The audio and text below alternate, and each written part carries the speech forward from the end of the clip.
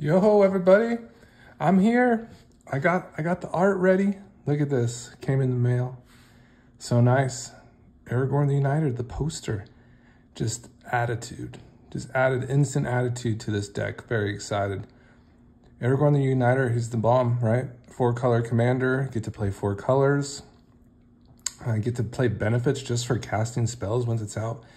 Very affordable 4 casting cost. Getting 4 different colors of mana on curve is easy to do with mana dorks and just a plethora of fetch lands, shock lands. We have like the commander lands too that come in untapped with 2 opponents, so 2 or more opponents. So we got all those kind of nice little tricks to get Aragorn in on time, right? He's a legendary creature, a human noble. He is a 5/5 creature. Whenever you cast a white spell, you create a 1/1 white human soldier token. Whenever you cast a blue spell, scry 2. Whenever you cast a red spell, Aragorn the Uniter deals 3 damage to target opponent. Whenever you cast a green spell, target creature gets 4/4 until end of turn. So I've been playing Aragorn on Brawl not too long ago, and there's some times where you're playing against opponents and they'll just bring in some nice cards, and you'll just be like, wow, that card is really good. And you know what? That card probably fits into the Aragorn deck very well. So it was just so happened I was playing against, I think, like a blue tempo deck, and I was playing against Curiosity. And I thought that was an interesting spell that like targeted Aragorn, and that was for my Vesuvian Duplimency deck with Aragorn, and it, obviously very, very, very effective to do that. To target Aragorn with something and copy Aragorn. No, we won't be playing Vesuvian Duplimency in this version of Aragorn, but Curiosity is still a very good card with Aragorn, and I'll kind of show you why. So let's go to Curiosity here. Now, Curiosity is a blue enchantment, 1 blue cost, and it's an enchant creature. Whenever an enchanted creature deals damage to an opponent, you may draw a card. So this will be very good with Aragorn's static abilities for when we cast red spells. We'll do 3 damage to any target opponent. So if with a Curiosity slapped onto Aragorn, each time we play a red spell, we're just going to draw a card. And that's also the fact that Aragorn could also be attacking and accruing value from doing combat damage and driving from Curiosity in that manner as well. So the text reads for Curiosity: whenever an enchanted creature deals damage to an opponent, it doesn't have to be combat damage, any damage, you may draw a card. So that's huge for our program. Aragorn's gonna, be able to just draw tons of cards through having this slapped onto him and us casting an abundance of red spells, which we'll have. So it's just a really nice interaction. We'll just draw us tons of cards. So very excited for Curiosity. So that kind of got us back into building this particular build for Aragorn. Another card that was just kind of amazing to see, just to be playing in general for good stuff, like for these colors, was the Zakama. And wow, this thing is a big beefy, a big boy. I mean, look at that, a 9/9. Whoa. Zakama, the Primal Calamity, is 6 colorless, red, green, and white. Vigilance, Reach, and Trample. When Zakama Primal Calamity enters the battlefield, if you cast it, untap all lands you control. So that's an interesting part of the text. It must be cast. So, we're going to try to get up to there. We're going to try to make enough mana to make this happen. And I think we're going to be playing enough lands to make it happen too. Otherwise, just having a 9/9 is pretty nice too.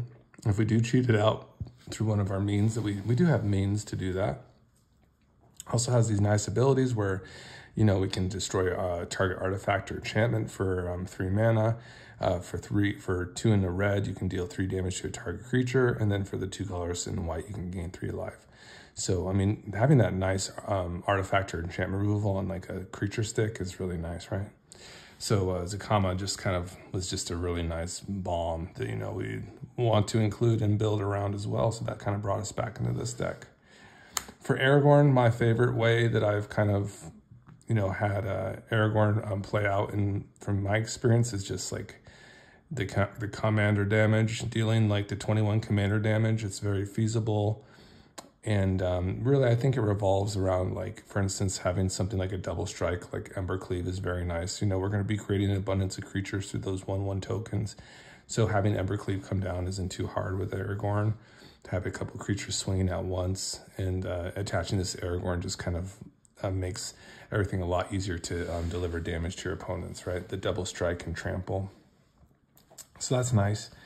Additionally, another card that just makes Aragorn go over the top in this manner is Xenagos. So, you know, we can buff Aragorn with just plain green spells, and then Xenagos itself is a green spell. It will, you know, upon cast, it will make Aragorn stronger. And then when we move to combat, we can make Aragorn XX, you know, till end of turn. So you can usually get into that commander damage criteria, which is very appetizing. And really, I think that's a very, you know, very admirable way to maybe play commanders, to try to go for that no more Voltron-y kind of build, you know, Voltron-y. I mean, it's really amazing to see like people just go all out with it too, like in like, you know, Boros colors and such. But this is a very good way to go about it too, in my belief. And, you know, we don't have to rely solely on, you know, the Voltron, but, you know, it is a way, right? It is a way.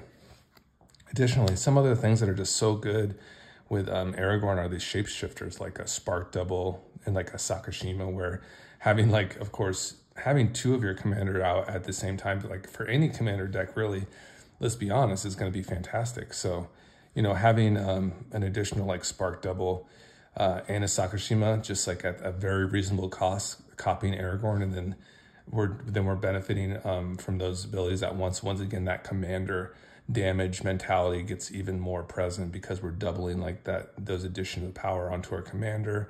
We're really beefing up that commander damage for our commander with the support from these two shapeshifters. So these are nice because they can shapeshift onto your commander, and the legend rule won't apply for either. So that's kind of a nice one for both of these. Okay. Yeah.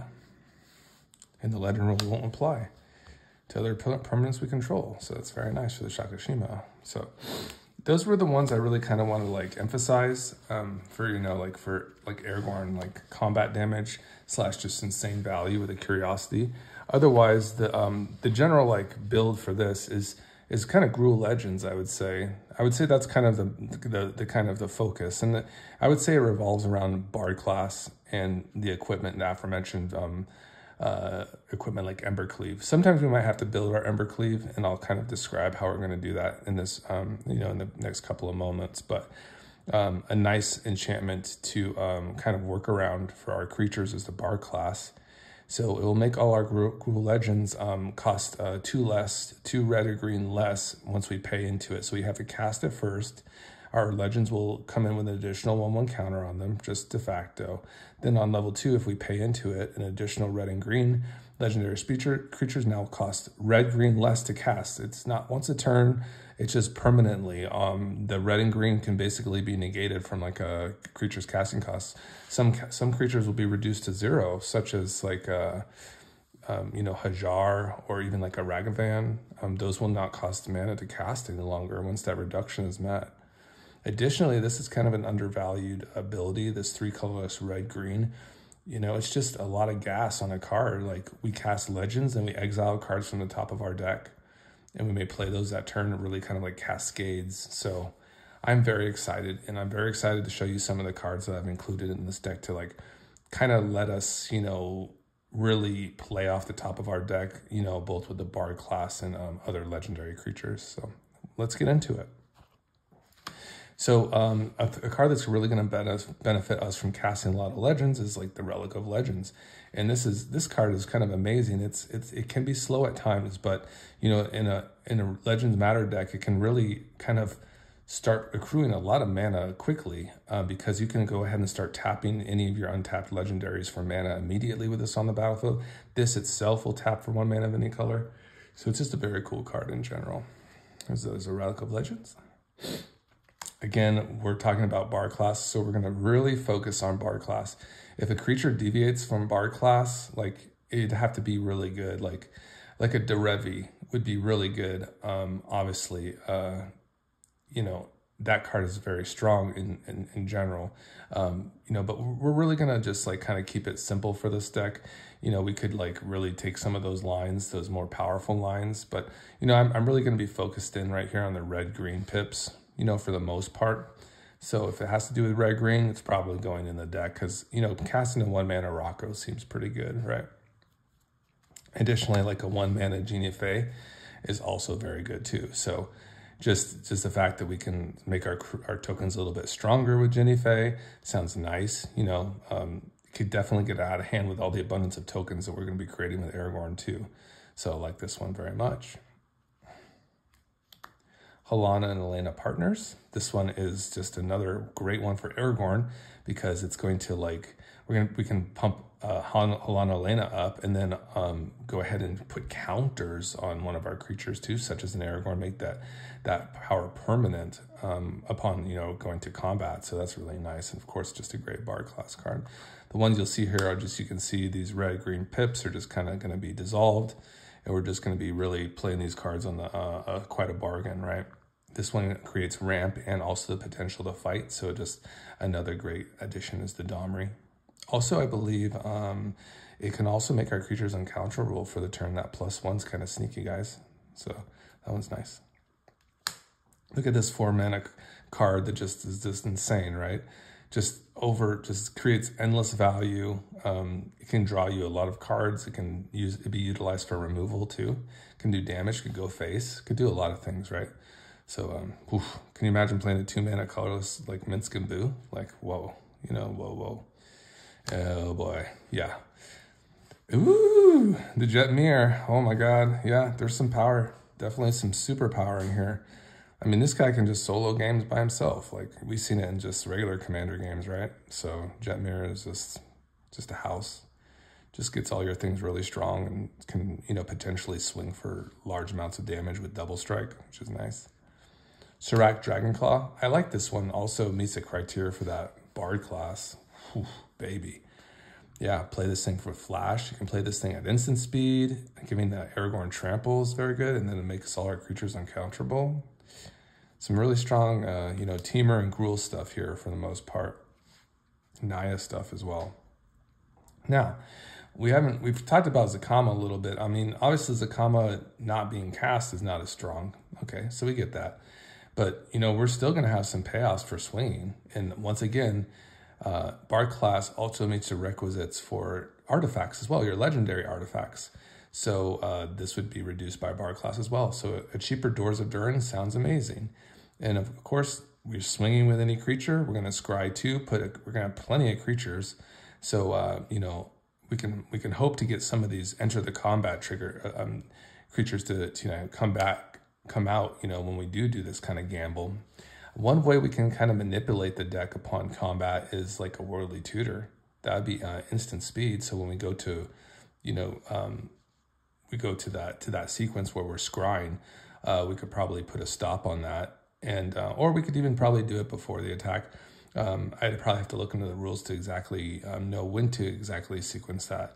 But we could probably scry 2 first, and then because it's then, whenever you attack, scry 2 then, so that reveal part. So we could probably put a stop right there. And if we didn't like what was on the top, cast a Worldly Tutor, search your library for a creature card, reveal it, then shuffle and put the card on top. And if you guys want to weigh in on that and check with me on that, I think that would be the way, and maybe drop a comment in the video. That'd be cool too. So yeah, so we put our super cool Italia on the top, and then Italia enters the battlefield and we win the game. That's fine. That would be one route. Oh, Cloth, like what another bomb. You know, we're not going to get exactly like value immediately because we have to attack with it. The Doors of Durin just slaps them on already attacking, but to have a Cloth come down would be great. And then like the next turn, we could make a lot of mana. So that would be fun.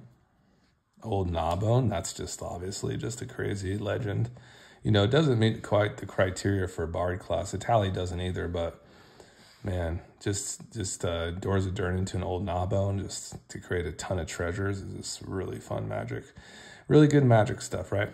So here's the Great Henge. This is like going to be our payoffs for our bigger creatures, making things stronger with Aragorn, playing more creatures, drawing cards, and ramping to more spells. Selvala is similar in that fashion, where we're going to be rewarded for playing high-powered creatures that enter the battlefield, and additionally, it's going to be amazing with Aragorn when we buff Aragorn, for instance, or another strong creature on the battlefield with Aragorn's ability. Give it +4/+4, and we're just netting mana, just netting a ton of mana to make Selvala a little stronger. Gwen is also perfect for this deck. Just in a great works really great with our commander. You know, we have Gwenna, we go ahead and cast Aragorn, Gwenna untaps again, and we can kind of complete that chain of playing more creatures with Gwenna. So it's nice. Uro is also another nice fit with Gwenna too. So it's just, you know, 6/6 comes on the battlefield, Gwenna's untapped. We go ahead and put on a land for the turn. Uro gets in the exile zone, and, you know, we can accrue more value from it later. We get a little bit of ramp. So we really like Uro, of course, with this deck. Multicolored spell. And then just our, you know, kind of our generic, you know, card draw payoffs for high power creatures like Rishkar's Expertise is nice. And Last March of the Ents.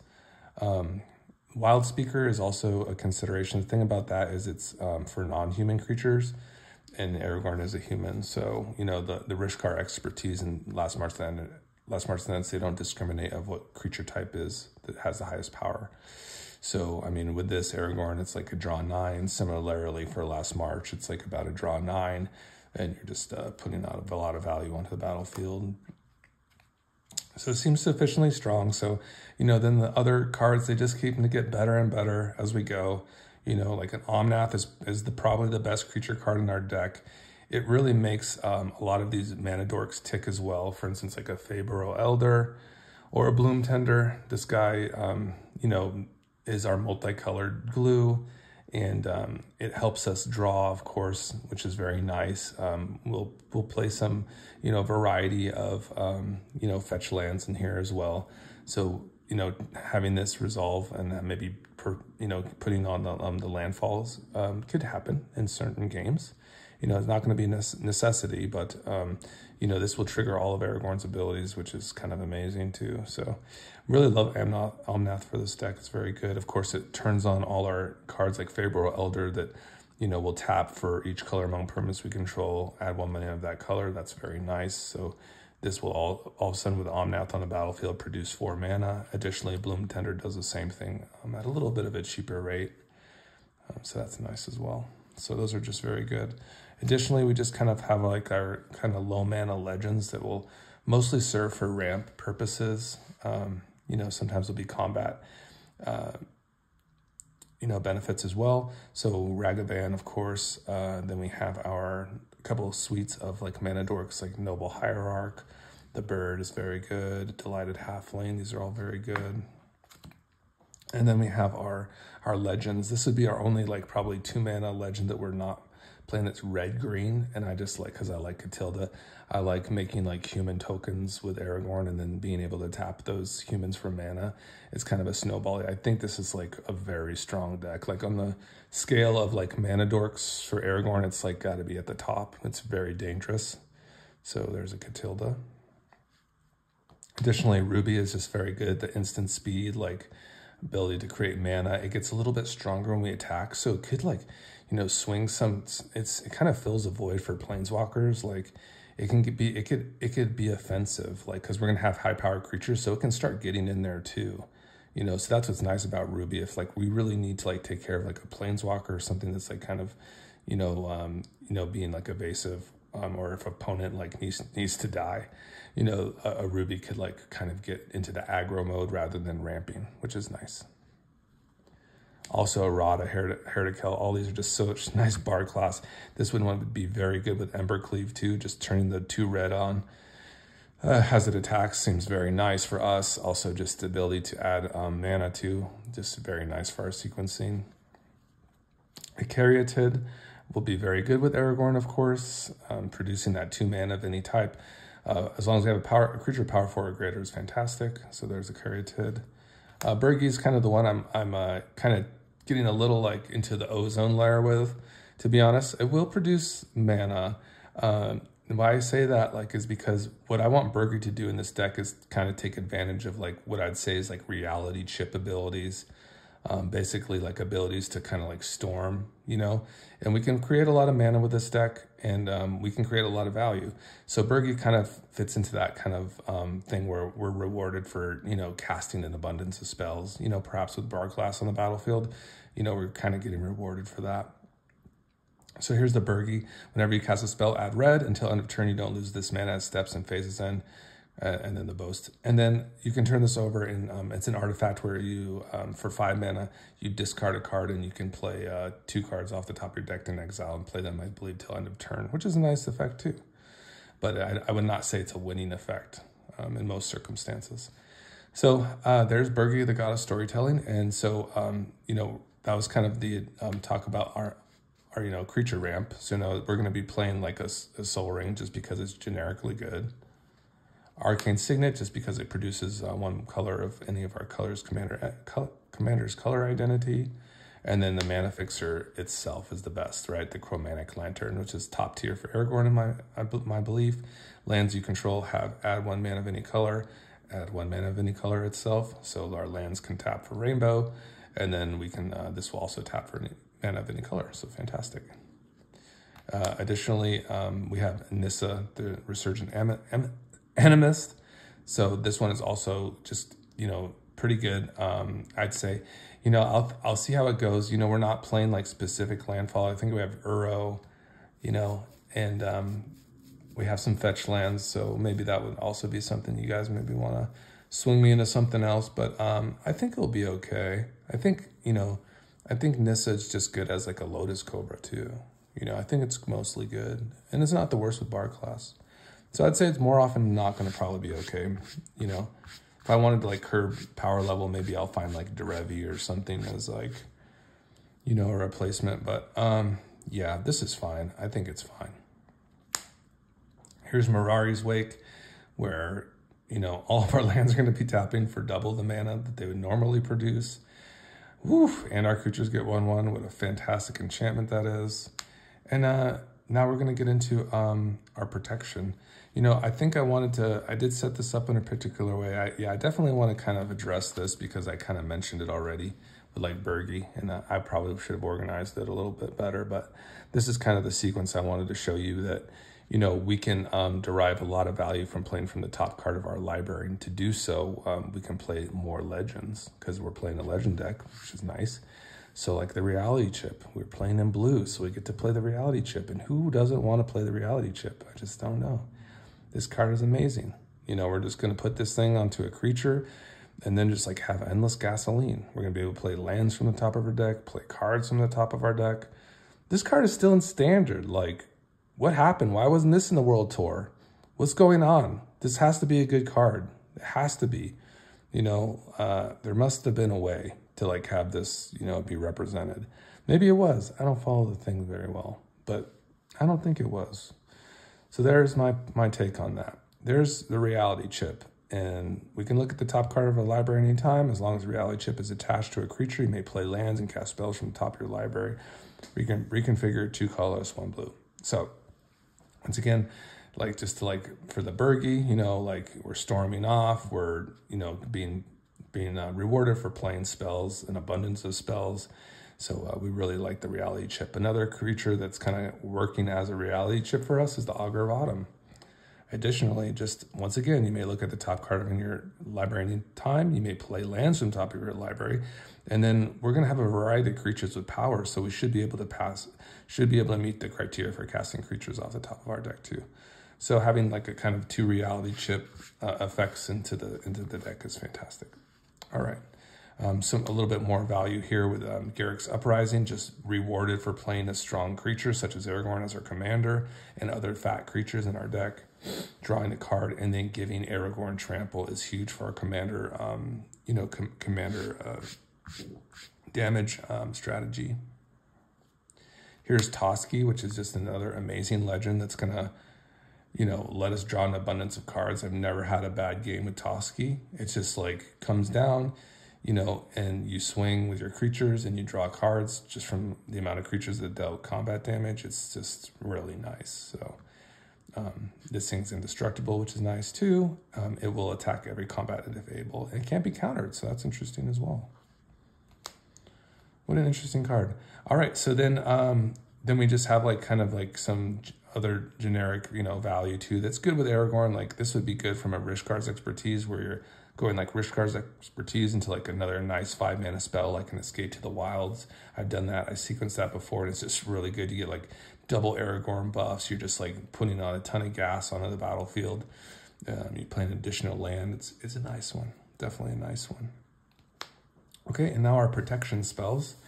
So March of the Swirling Mist is just one of those nice ones. You could probably play Mana Drain too as like a primary counter spell, but I do like the March. I'm a fan of it, and I do feel it's nice. You know, we don't play as many blue cards in this particular build of Aragorn, so we might not be readily able to pitch, you know, cards for this.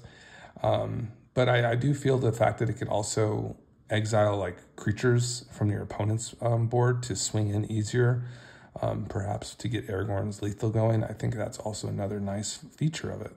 So I like March. Here's a little more protection too. Skrelvi, a little 1-mana legend. He just is like that little white legend there, huh? Just hanging out, just ready to regas us with that, you know, with our 5-mana Bard class filled up, and we're just ready to throw down a little white plains there and draw 2 cards. It's going to be amazing. Skrelv. And he protects our stuff so good. You can just protect the stuff on a stick. He's just right there, just ready to tap for life and protect our stuff. Perfect. Perfect 1-drop. Hajar will also protect us too. Nice Gruul legend there. Really nice for a Bard class. It'd be 0 cost, of course, with that reduction. And then sacrifice to Jar, Loyal Bodyguard. Legendary creatures you control get 1 own, gain indestructible 10 of turn. Really sneaky card. Really terrible to play against if you haven't played against a lot of it before. Really sneaky card. Really sneaky one. Definitely oops-inducing on the Hajar. All right, here's the Swords to Plowshares. So this is some removal that we're going to be playing. Just the nice ones. You know, nice stapler removal. This one's nice. Just to exile any creature its controller gains life equal to its power. No real downside to it. Then we have Legolas's Quick Reflexes. This could act as both like a protection spell and also like an offensive spell where it kind of can become offensive. And I think it really works well for our deck. It procs Aragorn. It could like untap one of our big mana creatures like Fabro Elder or Bloom Tender to like kind of, you know, abuse more mana, like tap for 4 mana, untap, tap for 4 more, you know, really net a lot of mana, you know, so it's just like kind of an interesting one, right, guys? So very interesting card all in all. So there's the Legolas's Quick Reflexes. So that's a nice one. And it puts everything on a split second too. So no other cards can go on the stack after this thing has been cast. That's a nice one, huh? Oh, it's beautiful, guys. Look at this one. This ain't a proxy. It's not. It's just a nice one there, huh? Oof. Just can tell, man. It's just so nice, the quality. What an awesome set this was. It's got a little bendage there, but whoo, nice one. All right. Additionally, we're going to have pretty much a good amount of tutors. Mainly, they'll have a nice purpose, right? So the Steel Shaper is really nice. It could find cards like Embercleave for us. It can find the Reality Chip. It can find Lizard Blades. So if we want to build our own Embercleave, right? Because we're going to have a lot of things that will give Aragorn trample statically.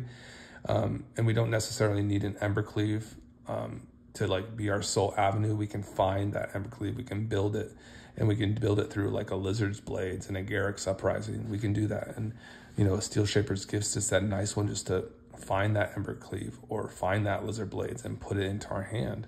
So there's a nice one there. You can even find a Reality Chip because it's equipment. So big brain stuff right there. Eladamri's Call, just a nice tutor there. We can find one of those nice mana dorks we want. We can find like an Omnath, anything that we really want to, you know, search up. We can do that with Eladamri's Call. That's a nice one there. Here's Fighter Class. This one, once again, is just going to be really nice. It could search us for once again, those 3 essential kind of equipments like Lizard Blades, Embercleave, Reality Chip. Yeah, just really nice one right there. Probably could play the One Ring too, but I think it's fine. I think we've kind of exhausted like the power in this deck. I think it's going to be fine and enjoyable to play and strong. Here's Gamble. So yeah, that's a nice one too. Yeah, we can go find our Bard class. We can go find a Fighter class. We could go find, you know, a nice one early. You know, get our game going off to a nice start. So there's Gamble. Here's Enlightened Tutor. That's another one that can just go fetch up those aforementioned enchantments like Bard class or Fighter class. It can find Garruk's Uprising. It could find Mirari's Wake. It can find Embercleave. It could find Reality Chip, Lizard Blades. It can do all those things. It can find us a lot. It's very useful, right? For the low cost of 1 planes in an instant to put on top of our deck, draw it the next turn. Or draw it the turn if we have a way to draw it. And there we go. And there's Lizard Blades. So that's how we're gonna, build our own Embercleave with Aragorn. And so we have basically two ways to go about it. And really, I think primarily that's what the deck is kind of focused in on, is kind of achieving that. So I think we have a good avenue here. I think it's good to explore this one, in a casual way. So thank you so much for seeing that part of the deck. If you were interested in kind of some of the lands that we're playing here, definitely Plaza is just excellent for our Legend Matters. We can cast, even when a legend out, we can produce mana based on that, the legends we have on the battlefield. So it can become kind of a multicolored land. It can cast any color for legends. De facto, it can just add colorless for anything. And then it can be 3 and a tap, exile the Plaza, target legendary creature gains hexproof and indestructible. I don't know. I mean, they could reprint this card. It's probably very reprinable. Otherwise, you'd probably want to stock up on it, right?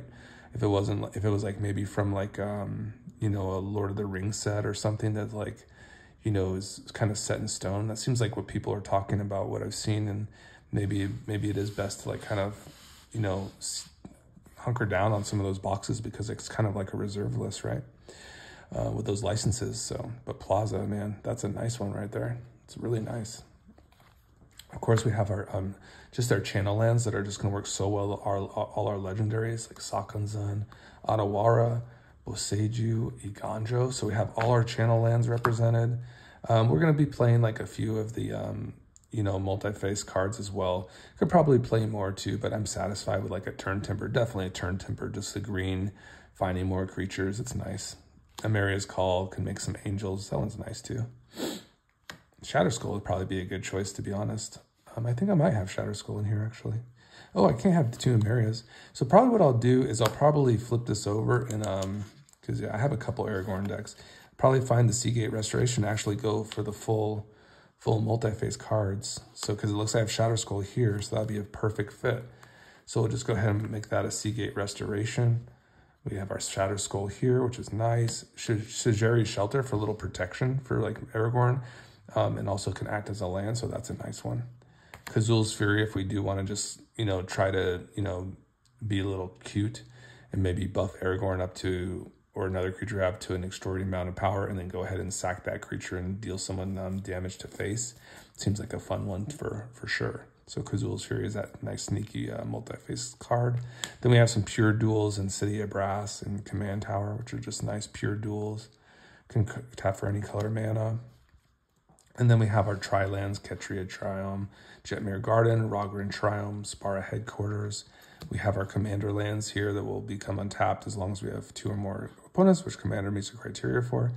So that goes through all the colors there. So that's a nice little sequence there. Then we have our fetch lands here. Just some nice fetches. Beautiful, huh? And then we go into our shock lands. This is just kind of your nice little mana base here. We're going to have a few, some nice ones. Yeah, there they are. And then we have a few pain lands just because they're just, very low impact problems, sort of like shock lands as well. Not fetchable, unfortunately. So a couple of just the pain lands here, and then a couple slow lands too to kind of balance it out. So that is the deck. What a cool deck to do. Yeah, I hope you enjoy Aragorn the Uniter. And I know people love this card. I came back to this because I was watching Maldhound stream, and it was nice. He did a little deck tech on Aragorn the Uniter. And hey man, people are playing some gas. I saw a fight rigging. That seems like a sweet card for Aragorn.